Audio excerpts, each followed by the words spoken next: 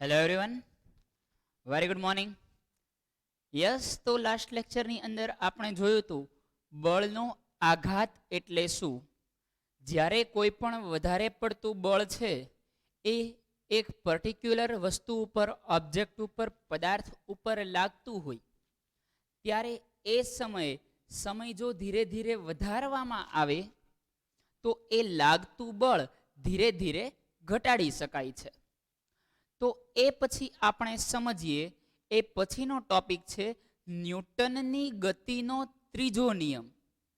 ન્યૂટનની ગતિનો ત્રીજો નિયમ સમજીએ મિત્રો. બહુ મજા આવે એવો નિયમ છે. વારંવાર લાઈફની અંદર ઓલમોસ્ટ દરેક ક્ષણે આ નિયમનો ઉપયોગ આપણે કરતા હોઈએ છીએ. થર્ડ લો ઓફ ન્યૂટન, ન્યૂટનની ગતિનો ત્રીજો નિયમ. ન્યૂટનની ગતિનો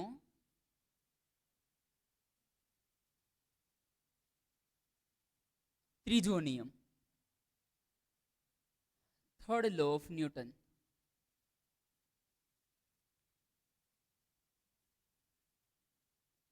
ચલો, પહેલો નિયમ, બીજો નિયમ અને ત્રીજા નિયમની વ્યાખ્યા બોલી લઈએ. ન્યૂટનની ગતિનો પહેલો નિયમ આપણને શું દેખાય છે ને અહીંયા સુધી? Okay fine. ન્યૂટનની ગતિનો પહેલો નિયમ આપણને શું સમજાવે છે? અસંતુલિત બાહ્ય બળની ગેરહાજરીમાં પદાર્થ પોતાની સ્થિર કે ગતિમાન અવસ્થા જાળવી રાખે છે. એટલે કે જ્યાં સુધી કોઈ પદાર્થ પર અસંતુલિત બાહ્ય બળ ન લાગે ત્યાં સુધી સ્થિર પદાર્થ સ્થિર અને ગતિમાન પદાર્થ પોતાની અચળ વેગી ગતિ શરૂ રાખે છે. તો આ નિયમને આપણે ન્યૂટનની ગતિનો પહેલો નિયમ કીધેલો હતો.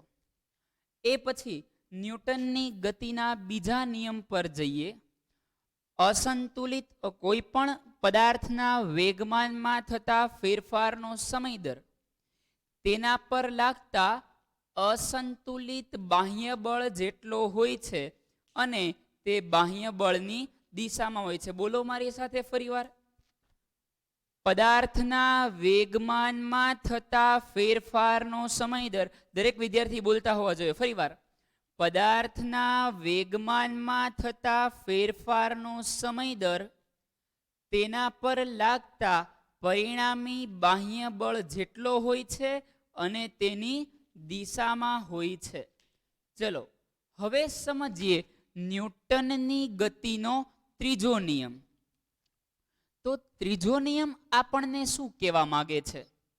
તો કે ત્રીજો નિયમ આપણને એવું સમજાવવા માંગે છે કે ભાઈ, જ્યાં સુધી કોઈ પદાર્થ છે, એક પદાર્થ બીજા પદાર્થ પર જેટલું બળ લગાડે છે તેટલું જ બળ બીજો પદાર્થ છે એ પેલા પદાર્થ ઉપર લગાડે છે. એઝ લાઈક હું અહીંયા આગળ સ્ટેજ ઉપર ઊભો છું. જેટલું બળ હું સ્ટેજ ઉપર લગાડું છું એટલું જ બળ સ્ટેજ છે એ મારી ઉપર લગાડે છે અને એના લીધે સમગ્ર પ્રક્રિયા બેલેન્સમાં છે. વિચારો. ચલો ડીપમાં ધીરે ધીરે ધીરે ધીરે જઈએ. પહેલા વ્યાખ્યા સમજી લઈએ, પહેલા સમજૂતી લઈએ, પછી વ્યાખ્યા સમજીએ. કોઈ એક પદાર્થ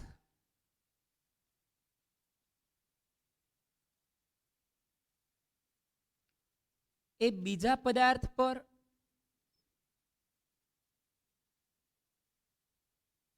જેટલું બળ લગાડે છે, કોઈ એક પદાર્થ બીજા પદાર્થ પર જેટલું બળ લગાડે તેટલું જ બળ બીજો પદાર્થ પેલા પદાર્થ ઉપર લગાડે. સમજો છો મારી વાત? પહેલો પદાર્થ જેટલું બળ બીજા પદાર્થ પર લગાડે તેટલું જ બળ બીજો પદાર્થ છે એ પહેલા પદાર્થ પર લગાડે છે. મિત્રો, પહેલા સેમની અંદર થોડા આવા ટિપિકલ ચેપ્ટર્સ છે, બીજા સત્રમાં બહુ સહેલા છે અને એકચ્યુઅલી જોવા જાવ તો આ બહુ સહેલા જ છે. ઘણા બધાને ગણતરી આવે એના લીધે થોડા પ્રોબ્લેમ થાય છે, તો એ કોઈ સંજોગોમાં ન થવા જોઈએ. મેક્સિમમ ટાઈમ્સ છે એ કન્ટિન્યુઅસલી રિપીટ કરો, મેક્સિમમ વાર લખો, પણ ગોખતા નહીં, સમજીને લખવાનું છે. સમજો છો ને આખી વાત? અને અત્યારે ઘણો બધો સમય છે રજાનો, એ જેટલો સમય તમને મેક્સિમમ મળે એની અંદર જેટલા ચેપ્ટર્સ ચાલેલા છે, પહેલું, બીજું, પાંચમું, આઠમું ને અત્યારે નવમું, બધા ચેપ્ટર સ્કૂલે આવો એ પહેલા કમ્પ્લીટ થઈ ગયેલા હોવા જોઈએ. હું ફરી એકવાર મિત્રો રિપીટ કરું છું, સ્કૂલે આવો એ પહેલા દરેક ચેપ્ટર કમ્પ્લીટ થઈ ગયેલા હોવા જોઈએ, ટોટલી કમ્પ્લીટ. સમજાય છે? મેક્સિમમ ટાઈમ રિવિઝન થયેલું હોવું જોઈએ. સમય અત્યારે પુષ્કળ છે તમારી પાસે. ક્લિયર? જે બોલું છું એ ક્લિયર થાય છે ને? એક સ્ટ્રેટેજી બનાવો, એક પ્લાન બનાવો અને પ્લાનની પાછળ વળગી રહો. કન્ટિન્યુઅસલી એટલું વર્ક કરો કે આ 5 ચેપ્ટર સ્કૂલે આવ્યા પહેલા કમ્પ્લીટ, પછી જેટલા પણ ચાલે એટલા. હું એમ નથી કહેતો આ 5 જ, અત્યારે 9મું ચાલે છે. સ્કૂલ ચાલુ થાય એ પહેલા જેટલા ચેપ્ટર ચાલે એ તમારે કમ્પ્લીટ થઈ ગયેલા હોવા જોઈએ. વાંચ ખાલી પાના નથી ફેરવવાના, કમ્પ્લીટલી ટુ ધ પોઈન્ટ આવડવા જોઈએ. ખાસ કરીને એના કન્સેપ્ટ તમને પ્રોપર હોવા જોઈએ. વાત સમજાય છે આખી જે બોલું છું? પાછા આવીએ. કોઈ એક પદાર્થ બીજા પદાર્થ પર જેટલું બળ લગાડે છે તેટલું જ બળ બીજો પદાર્થ પહેલા પદાર્થ પર લગાડે છે. પહેલા પદાર્થ પર વિરુદ્ધ દિશામાં લગાડે છે. કઈ દિશામાં લગાડે છે? વિરુદ્ધ દિશામાં લગાડે છે. તો આને ન્યૂટનની ગતિના ત્રીજા નિયમ તરીકે ઓળખવામાં આવે છે. આ નિયમને શું કહે છે? ન્યૂટનની ગતિનો ત્રીજો નિયમ. ચલો, આ સમજૂતી હવે હતી. હવે પ્રોપર વ્યાખ્યા તમને સમજાય એવા શબ્દમાં. આઘાત અને પ્રત્યાઘાત સમજાવો. આઘાત શું છે, પ્રત્યાઘાત શું છે, એ દરેક વિશે ડેપ્થ પકડીએ. આઘાત અને પ્રત્યાઘાત સમાન મૂલ્યના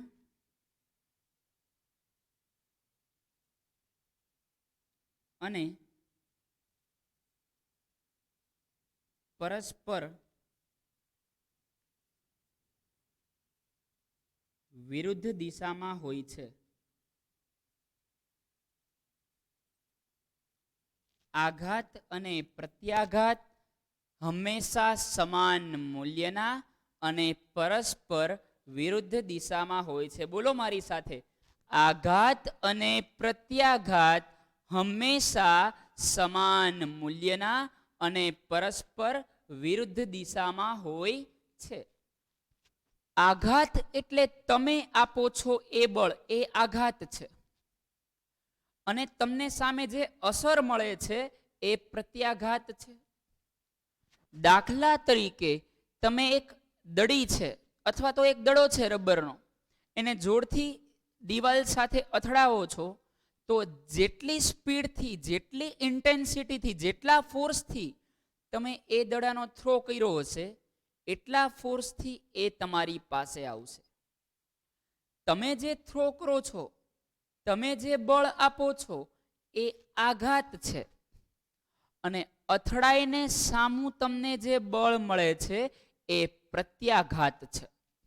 હું ફરી એકવાર રિપીટ કરું છું.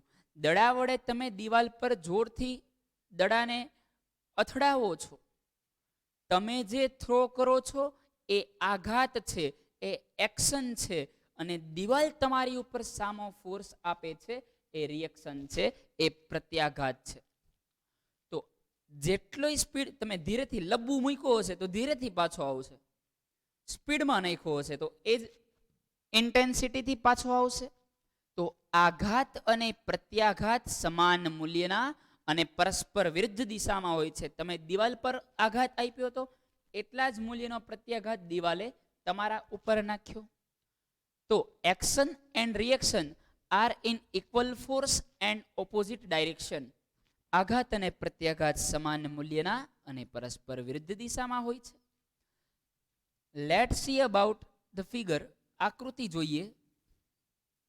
આ કોઈ એક પદાર્થ એ છે એવું માની લઈએ. અહીંયા આગળ કોઈ એક પદાર્થ બી છે એવું માની લઈએ.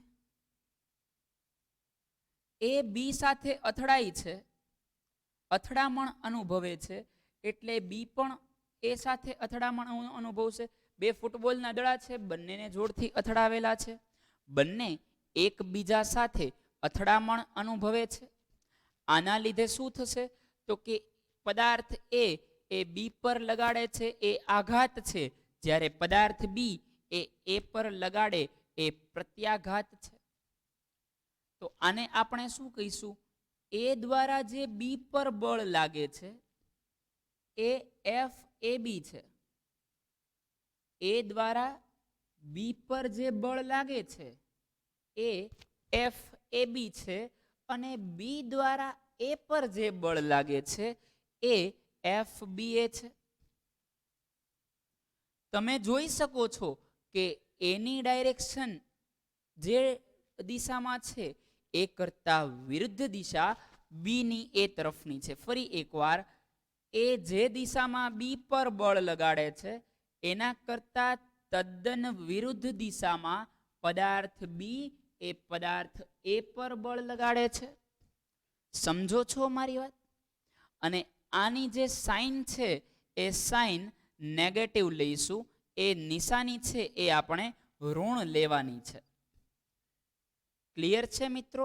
તો F A B is equal to minus F B A એવું આપણે કહી શકાય. ફરી વાર મારા વાલાઓ, F A B is equal to minus F B A. તો આ ન્યૂટનની ગતિનો ત્રીજો નિયમ થયો.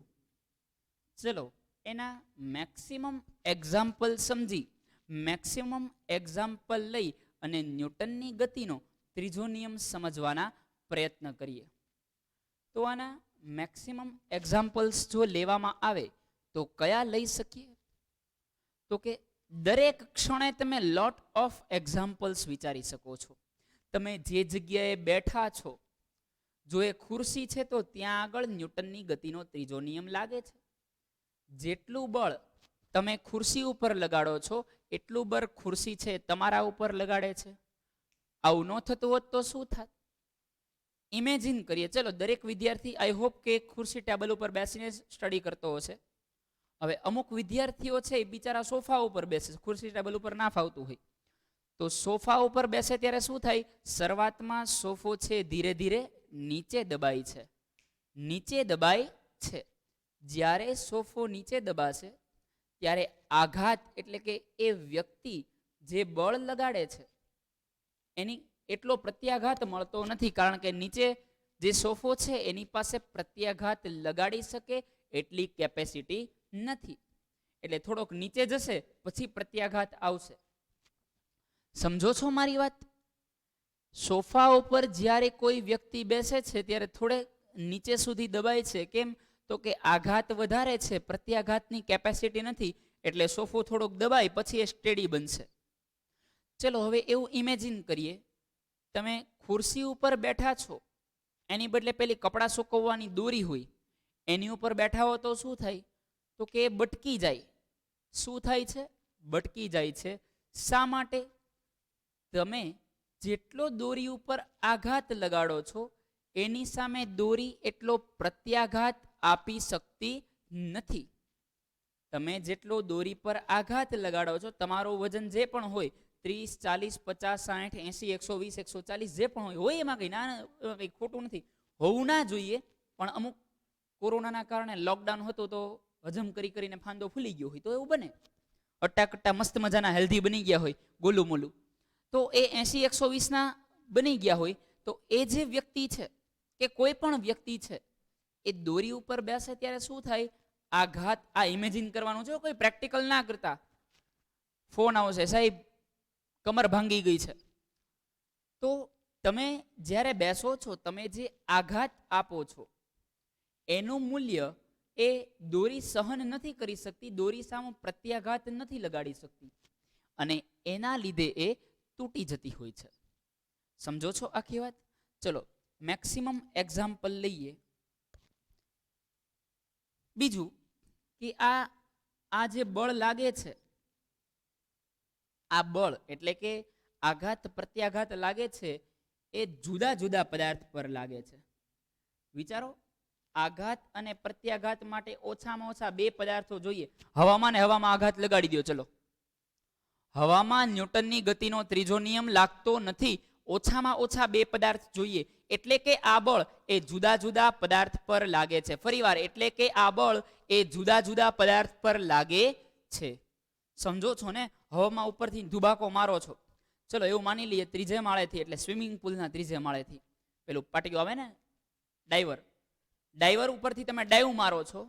હવાની અંદર ન્યૂટનની ગતિનો ત્રીજો નિયમ લાગતો નથી. એટલે કે ત્રીજા નિયમમાં હંમેશા કેટલા પદાર્થ ઉપર લાગે? જુદા જુદા બે પદાર્થ, ઓછામાં ઓછા બે પદાર્થ જોઈએ. વાત સમજાય છે? આ બળ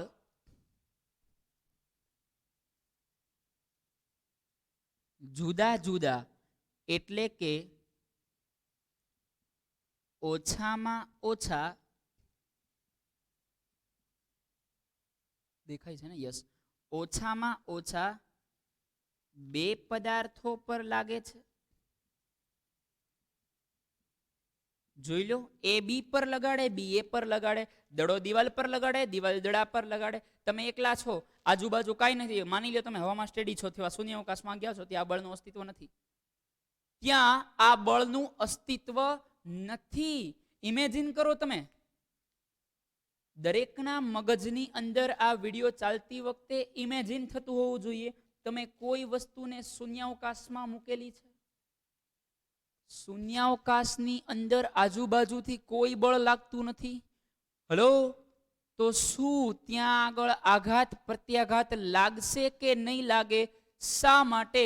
નીચે કોમેન્ટ બોક્સમાં કોમેન્ટ કરો. ઘણા બધા બહુ સારી કોમેન્ટ કરે છે. I really read that. હું ખરેખર બહુ સારી અમુકની કોમેન્ટ્સ વાંચું છું. પ્રોપર આન્સર લખે છે, અમુક પ્રોપર ગુજરાતી લેંગ્વેજમાં આન્સર લખે છે.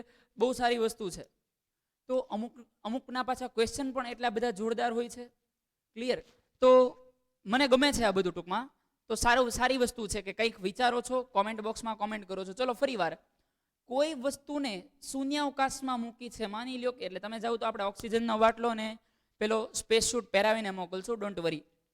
ફૂટબોલના દડાને શૂન્યાવકાશમાં મૂકી દીધેલો છે. તમે ઓબ્ઝર્વ કરો છો, શું ત્યાં આગળ ન્યૂટનની ગતિનો ત્રીજો નિયમ લાગશે કે નહીં લાગે? શા માટે? Answer with reason. 5 second wait કરું છું. વિડીયો પોઝ કરી અને તમે આન્સર આપી શકો છો. ચલો ક્વિક મિત્રો.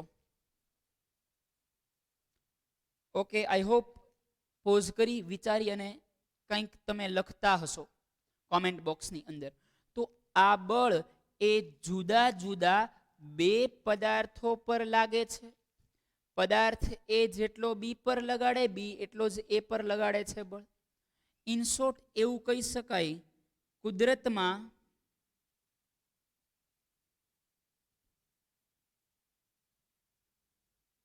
એકલા અતુલા બળનું, કેવા? એકલા અતુલા બળનું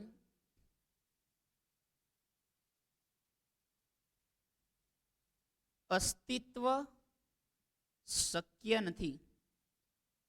કુદરતમાં એકલા બળનું અસ્તિત્વ શક્ય નથી. સમજો છો મારી વાત? ઓછામાં ઓછા બે પદાર્થો જોઈએ. ક્લિયર? ચલો, આઈ હોપ ક્લિયર હશે. મારે હવે એક્ઝામ્પલ પર સ્વિચ કરવું પડશે. 2 મિનિટ હું બોર્ડથી આગો વયો જાઉં છું. તમે નિરાતે નોટ ડાઉન કરી લો. રિમોટ નથી તો સામે જઈને પોઝ નહીં કરી શકું. તો 5 સેકન્ડની અંદર, 5, 10 સેકન્ડ, 15 સેકન્ડની અંદર તમે લખી લો. અધરવાઇઝ સ્ક્રીનશોટ લઈ લો, જે પણ તમે કરતા હોય. ચલો ક્વિક. ઓકે મિત્રો?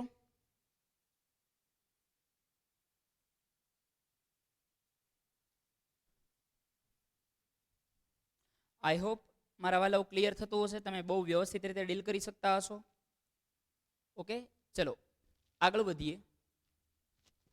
હવે ઇરેઝ કરી અને આના એક્ઝામ્પલ્સ પર જાઉં છું. જે સમજાતું હોય કોમેન્ટ બોક્સમાં લખજો. યસ સર, આઈ અન્ડરસ્ટેન્ડ. સમજાય છે, કોઈ ટેન્શન નથી. મજા આવે છે મને ફિઝિક્સની અંદર. આઈ હોપ તમને પણ આવતી હશે. મેક્સિમમ એક્ઝામ્પલ્સ સાથે જઈએ છીએ, જે ટેક્સ્ટ બુકમાં હોય કે ટેક્સ્ટ બુકમાં ન હોય. ઘણા બધા આપણે બહારના એક્ઝામ્પલ્સ પણ લીધેલા છે. પણ મિત્રો યાદ રાખજો, જે દોરીવાળા એક્ઝામ્પલ ને એ બધા જે બોલું છું એ પેપરમાં લખીને ન આવતા, કે દોરી ઉપર જો બેસવામાં આવે તો ત્યાં ન્યૂટનની ગતિના ત્રીજા નિયમ મુજબ દોરી પ્રત્યાઘાત આપી શકતી નથી, તો ગગો પડે છે અને કમર ભાંગી જાય છે, જેના લીધે બિચારાને પ્રોબ્લેમ થાય છે. ક્લિયર? તો જે પણ પ્રોપર એક્ઝામ્પલ બુક્સમાં આપેલા છે, જો કે તમે તો ખાલી ટેક્સ્ટ બુક જ ફોલો કરો છો, બુક્સ ફોલો નથી કરતા. ઘણી બધી રેફરન્સ બુક્સ ને એ બધી છે એ તમે રીડ નહીં કરતા હો, બટ કંઈ વાંધો નહીં, પોસિબલ હોય તો રીડ કરજો. અધરવાઇઝ હું બધી રીડ કરીને મેક્સિમમ એક્ઝામ્પલ્સ આપતો રહીશ, ખૂબ સારી રીતે સમજાવતો રહીશ. ઓકે મિત્રો, ચલો આગળ વધીએ. તો ન્યૂટનની ગતિના ત્રીજા નિયમના ઉદાહરણ તરફ જઈએ.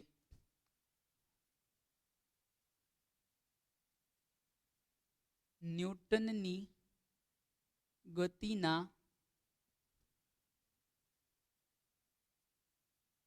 ત્રીજા નિયમના ઉદાહરણ.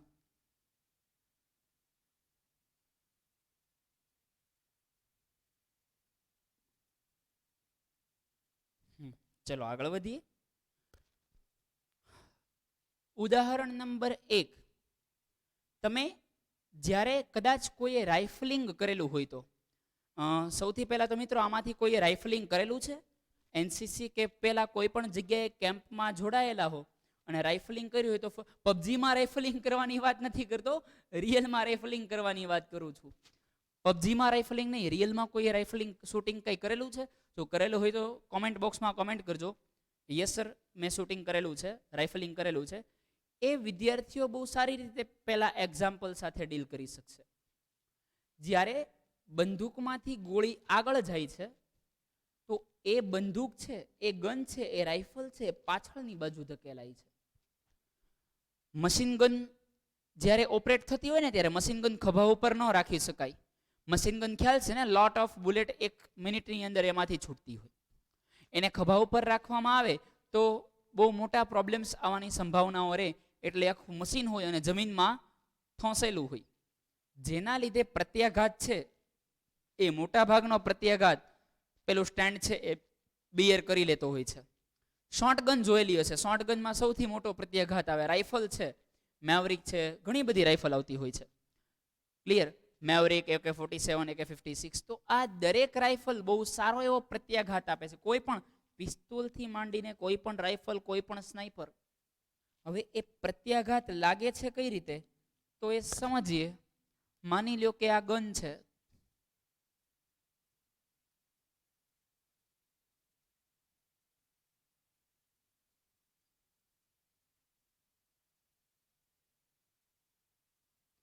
ચાઇનીઝ ગન છે એવું લાગે છે. હા, અહીંયા આગળ જે બુલેટ છે, આ બુલેટ જ્યારે આગળ જશે, આ બુલેટ જ્યારે આગળ જાય છે, બુલેટ મોટી થઈ ગઈ થોડી,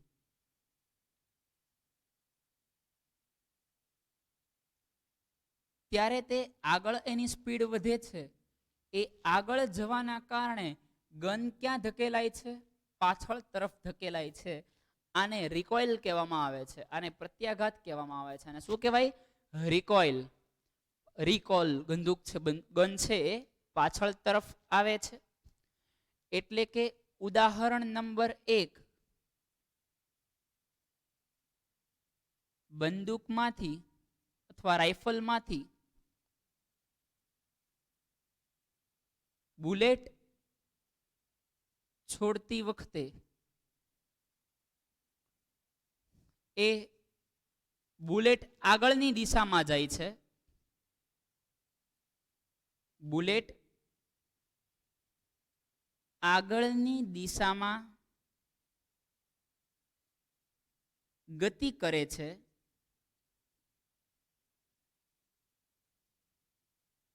એ શું? એ આગળની દિશામાં ગતિ કરે છે. એ શું છે? તો કે જે એ આગળની દિશામાં ગતિ કરે છે, આ આઘાત છે. આ શું છે? આઘાત છે. એવું કહી શકાય કે આ એક્શન છે, આઘાત છે. અને એની સામે જે ગન પાછળ ધકેલાય છે એ પ્રત્યાઘાત છે. તો એને એવું કહી શકાય કે એ રિએક્શન છે. ક્લિયર? તો બુલેટ આગળની દિશામાં ગતિ કરે છે, જ્યારે ગન છે એ પાછળની દિશામાં ગતિ કરે છે.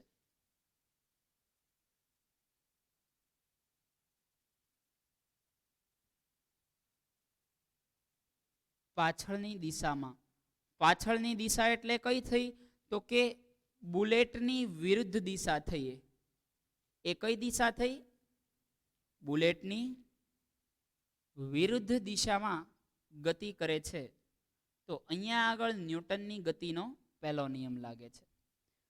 ક્યારેય કોઈએ ખુરશી કે ટેબલમાંથી સીધો ધુબાકો માર્યો છે આગળની બાજુએ? ટેબલ ઉપર ચડી ગયો હોય ને આગળથી સીધો ધુબાકો મારો છો? તમે જ્યારે ડાઈવ મારો છો ત્યારે તમે આગળની દિશામાં જાઓ છો, ખુરશી કે ટેબલ છે પાછળની દિશામાં જાય છે. સ્કેટિંગ કરેલા છે? અમુક વિદ્યાર્થીઓ સ્કેટિંગ જે સ્કેટિંગ કરતા, હું આ એવા એક્સપિરિયન્સ છે કે તમે આ આઘાત પ્રત્યાઘાતને ખરેખર પ્રેક્ટિકલ એક્સપિરિયન્સથી સમજી શકો છો. સ્કેટિંગ પર ઊભા રહીને તમે આગળ જમ્પ મારો છો તો સ્કેટિંગ છે એ પાછળની ડાયરેક્શનમાં આવે છે. તમે જે આગળ જમ્પ મારો એ આઘાત છે, જ્યારે સ્કેટિંગ એ પાછળની ડાયરેક્શનમાં આવે એ પ્રત્યાઘાત છે. સમજો છો આખી વાતને? ચલો એક્ઝામ્પલ, તમને 3 માર્કમાં સવાલ પૂછે, ન્યૂટનની ગતિના ત્રીજા નિયમના ઉદાહરણો સમજાવો. 4 માર્કમાં પૂછે તો તમારે 4 આ રીતે ખાલી એક લાઈનમાં પૂરા ન થવા જોઈએ. એક લાઈનમાં ઉદાહરણ પૂરા કરવાના નથી, એક્સપ્લેનેશન આપીને પૂરા કરવાના છે. ક્લિયર? ચલો એ પછીનું બીજું એક્ઝામ્પલ લઈએ. નંબર 2. તો આપણે જોયું એમ કે જ્યારે કોઈ પણ જગ્યાએ સ્વિમર છે, સ્વિમર પોતે તરતો હોય, તરવૈયો છે, એ પાછળની દિશામાં હાથ લઈ જાય, પોતે આગળની દિશામાં ગતિ કરે છે. હલો, સ્વિમર પોતે પાછળની દિશામાં હાથ લઈ જાય ત્યારે એ પોતે આગળની ડાયરેક્શનમાં ગતિ કરે છે. તો આ જે એ પાછળની દિશામાં હાથ લઈ જાય એ આઘાત છે, અને એ પોતે આગળ જાય છે એ પ્રત્યાઘાત છે. તો એવું લખી શકાય કે કોઈ તરવૈયો હાથ પાછળની દિશામાં ધકેલે ત્યારે તે પોતે આગળની દિશામાં જાય છે, અથવા તો તે આગળની દિશામાં ગતિ કરે છે. બીજા મુદ્દામાં લખવાનું, તે પોતે પાછળ જાય છે, હાથ પાછળ લઈ જાય છે આઘાત છે, અને પોતે આગળ જાય છે પ્રત્યાઘાત છે. ચલો ડ્રો કરીએ. સ્વિમર છે, હાથને પાછળની ડાયરેક્શનમાં લઈ જશે. હાથને ક્યાં લઈ જાય છે? આગળથી પાછળની બાજુએ. સમજાય છે ને? હાથ પેલા આ રીતના હતા, બરાબર? આગળથી હાથ લઈ અને આમ ક્યાં લઈ જાય છે? ધીરે ધીરે ધીરે ધીરે પાછળ લઈ જાય છે. તો અહીંયા આગળ જે આગળ 2 હાથ હતા, આ સીધા હાથ હતા, એને હવે કઈ ડાયરેક્શનમાં જવા દે છે? પાછળની ડાયરેક્શનમાં. તો આ હાથ જે બેકવર્ડ ડાયરેક્શનની અંદર જાય છે, હાથ બેકવર્ડ ડાયરેક્શનમાં જાય છે, એ આઘાત છે, એ એક્શન છે, અને એના લીધે એ પોતે આગળની ડાયરેક્શનમાં જાય છે. એ શું છે? પ્રત્યાઘાત છે, એ રિએક્શન છે. ક્લિયર? આ જ રીતે જ્યારે હોડી ચાલતી હોય, હોડી છે, સ્ટીમર છે, સ્ટીમરમાં તો હલેસા ન હોય, એની અંદર નીચેની બાજુ, જૂની સ્ટીમરમાં નીચે ઘણા બધા હલેસા આવતા, આધુનિક જમાનાની અંદર તો મશીનરીથી કામ કરતું હોય છે. તો આપણે હોડીની વાત કરીએ. હોડીની અંદર હલેસા પાછળ જાય છે અને આ સમયે જે હોડી છે એ ક્યાં જાય છે? આગળ. તો હલેસાના લીધે જે પાછળ જાય છે એ આઘાત છે. હલેસા પાછળ લઈ જવાય આપણે બળ આપીએ છીએ શું છે? આઘાત છે. અને એના લીધે હોડી આગળ જાય એ પ્રત્યાઘાત છે. એક એક્શન તો બીજી રિએક્શન. આઈ હોપ મિત્રો ટોટલી ક્લિયર થતું હશે. હું મેક્સિમમ ડેપ્થની અંદર ગયેલો છું. ક્લિયર?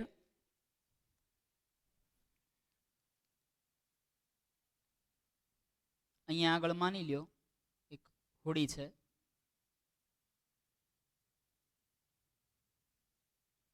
હલેસા અહીંયા આગળથી પાછળ જશે. 3D માં તો હલેસા દોરી નહીં શકાય એટલે આપણે અહીંયા આગળથી કોઈ એક વ્યક્તિ હલેસું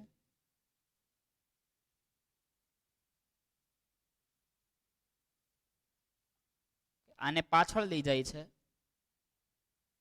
હલેસું જ્યારે પાછળ જાય છે ત્યારે હોડી આગળ જાય છે. આગળ જાય એ રિએક્શન છે. હલેસું પાછળ લઈ જાય એ એક્શન છે. એ એટલે કે આઘાત અને આર એટલે પ્રત્યાઘાત. ક્લિયર છે? ચલો નોટ ડાઉન કરી લ્યો, પછી પાછા આપણે આગળ જઈએ, એની પછીના એક્ઝામ્પલ તરફ જઈએ. થોડી મિત્રો ઝડપ રાખજો.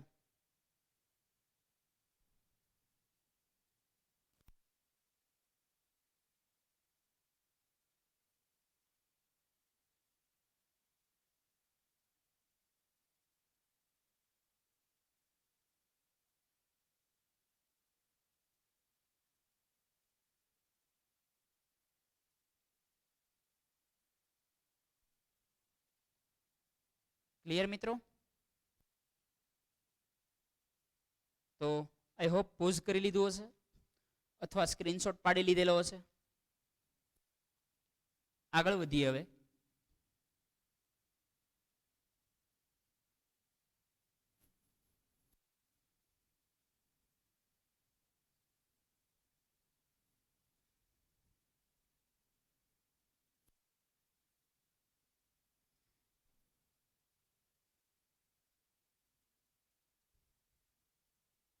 હું જેટલું બોર્ડ ઉપર બળ લગાડું છું, બોર્ડ એટલું મારી ઉપર બળ લગાડે છે. ન્યૂટનની ગતિનો ત્રીજો નિયમ લાગે છે, દરેક જગ્યાએ લાગે છે.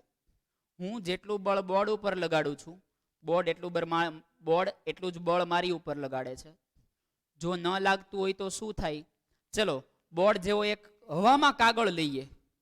પેલા સ્ટેન્ડની અંદર કાગળ આવે ને, ગોળી આમ મૂકો મારો તો આર પાર થઈ જાય, બસ એવો કાગળ.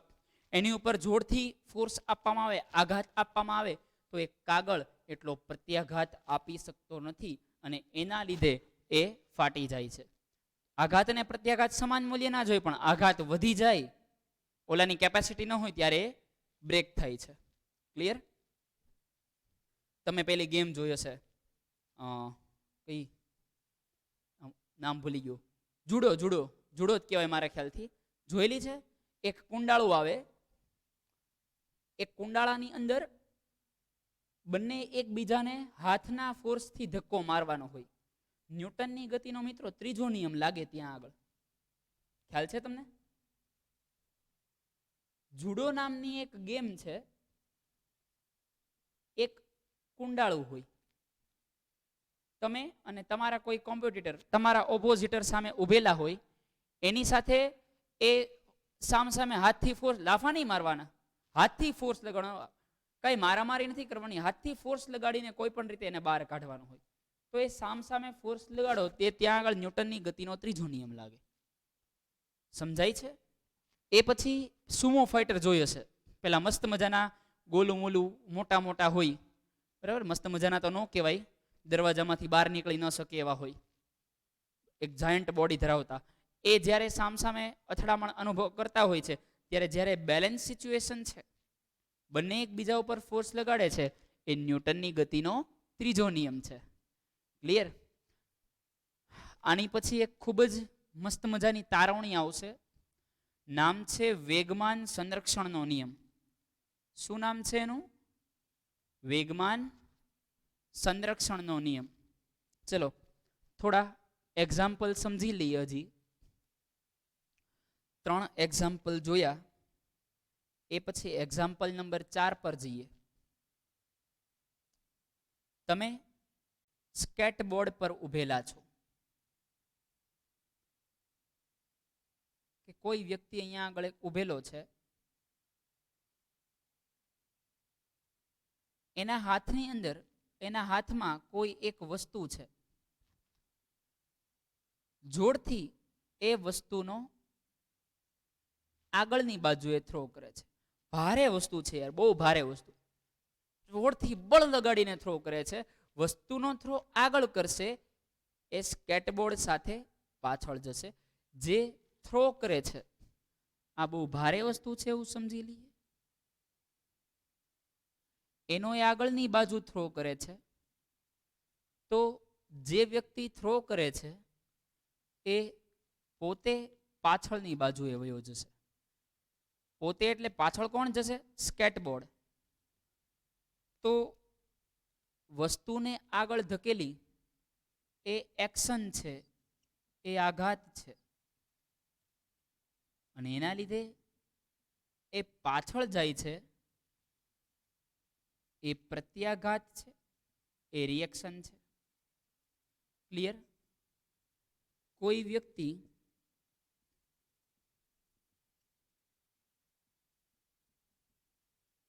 સ્કેટબોર્ડ પર ઊભા રહી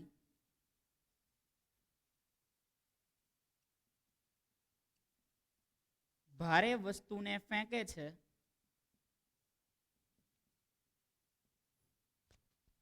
ત્યારે એ વસ્તુ આગળ તરફ જાય છે,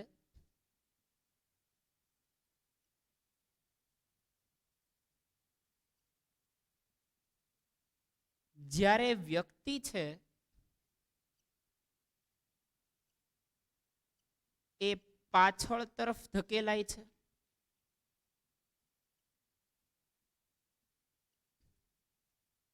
આગળ તરફ જાય છે, તમે કૌંસમાં લખી શકો અહીંયા તે કે એ આઘાત છે. પાછળ તરફ ધકેલાય છે, તમે ત્યાં આગળ પણ લખી શકો એ પ્રત્યાઘાત છે. ક્લિયર? એ પછી જોઈએ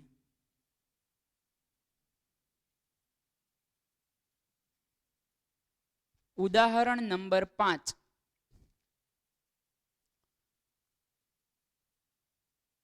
હવે 2 વ્યક્તિ સ્કેટબોર્ડ ઉપર ઉભેલા છે. કેટલા વ્યક્તિઓ ઉભેલા છે? 2 વ્યક્તિ.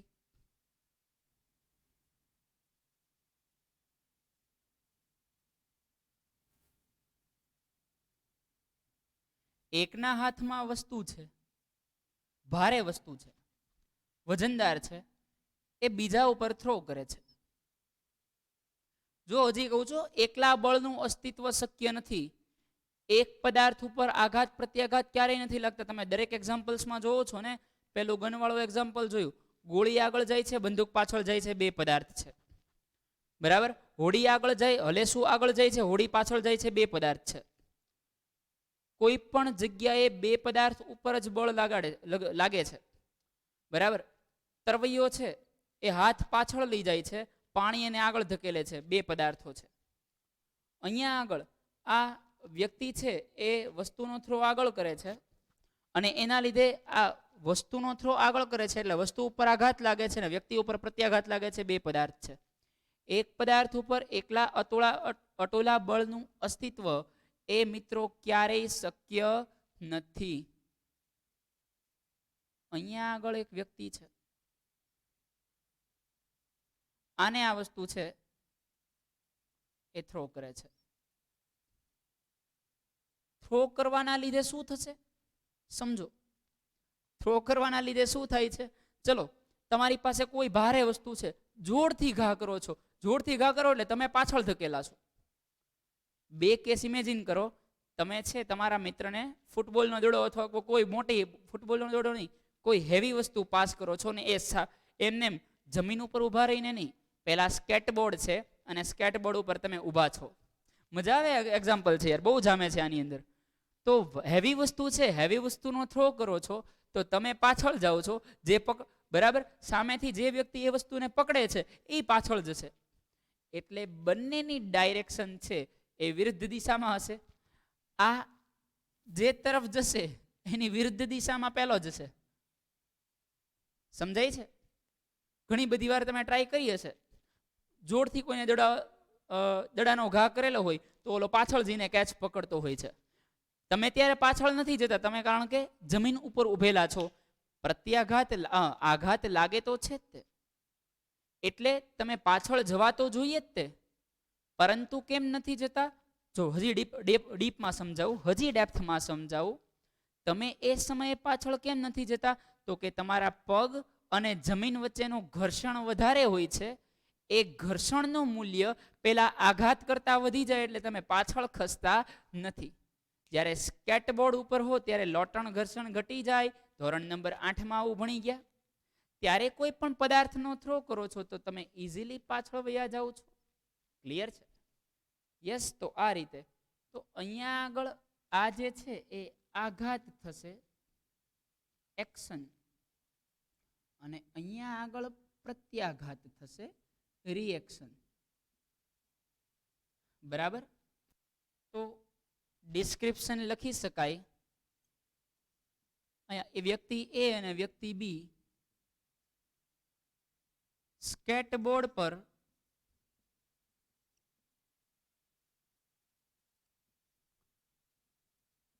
વ્યક્તિ એ વસ્તુને બી તરફ ફેંકે છે. આના લીધે શું થયું? એ પાછળ તરફ ધકેલાય છે અને બી છે એ એની વિરુદ્ધ દિશામાં ધકેલાય છે. તો અહીંયા આગળ ફરી એકવાર ન્યૂટન દાદાનો ત્રીજો નિયમ લાગે છે. ન્યૂટન દાદા કહેવાય ને 250, 300, 400 વર્ષ મોટા છે. 1642 આજુબાજુ આવી ગયા. ક્લિયર? ચલો નોટ ડાઉન કરી લ્યો. હજી આની સિવાયના લોટ ઓફ એક્ઝામ્પલ મિત્રો લખી શકાય, બટ 5 ઇનફ છે. બરાબર? મેક્સિમમ આ એક્ઝામ્પલ્સને ફોલો કરજો અથવા આની નિયરમાં રહેજો. હાવ ઘરના એક્ઝામ્પલ્સ કોઈ પણ ચાલશે, પણ પ્રોબ્લેમ ક્યાં આગળ આવે છે કે તમે તમારા શબ્દોમાં લખો છો. તો શક્ય હોય તો વિજ્ઞાનની ભાષાનો ઉપયોગ કરવાના પ્રયત્ન કરવાના, બાકી કોઈ પણ એક્ઝામ્પલ્સ તમે લખી શકો છો. અત્યારે એક્ઝામ્પલ સમજાવું છું. 11 સાયન્સમાં આની એપ્લિકેશન આવશે. એપ્લિકેશન એટલે શું? તો કે ચેપ્ટર નંબર 8ની અંદર આપણે ભણ્યા કે એક બસની ગતિ એટલી છે, કારની એટલી છે, સ્થિરમાંથી એક બસ સ્થિર સ્થિતિમાંથી એટલામાં આવે તો પ્રવેગ શોધો. આ બસ એ બધી એપ્લિકેશન. એમ લેવલ વધારીને 11 સાયન્સમાં આવશે એટલે કન્સેપ્ટ ક્લિયર હશે તો ત્યાં મિત્રો કોઈ વાંધો નહીં આવે. અને બીજો અને ત્રીજો નિયમ ક્લિયર રાખજો. બરાબર? નેક્સ્ટ લેક્ચરની અંદર હું જે વેગમાન સંરક્ષણના નિયમની સાબિતી ભણાવવાનો છું એની અંદર બીજા અને ત્રીજા એ બંને નિયમના ઉપયોગો આવશે. ફરી એકવાર લેક્ચર પૂરો થાય એટલે બીજો અને ત્રીજો એક પ્રોપર રિવાઇઝ કરી લેજો, બાકી ડખે ચડશો. અને તો આજના પેલા એક કામ કરો, નોટ ડાઉન કરી લો જેટલું ચાલેલું છે બધું. ચલો ક્વિક.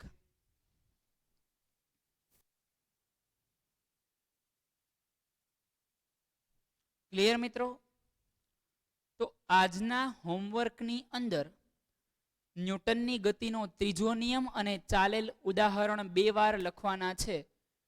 એક પ્રોપર પ્લાનિંગ મુજબ 5 ચેપ્ટર તમારે જેટલું ચાલેલું છે દરેક વસ્તુ તૈયાર કરવાની છે. સ્ટ્રેટેજી બનાવજો. ઓકે, મળીએ નેક્સ્ટ લેક્ચરમાં. ત્યાં સુધી સારું રીડિંગ કરો, સારો એવો વર્ક કરો. Good luck to all. Good bye dear friends.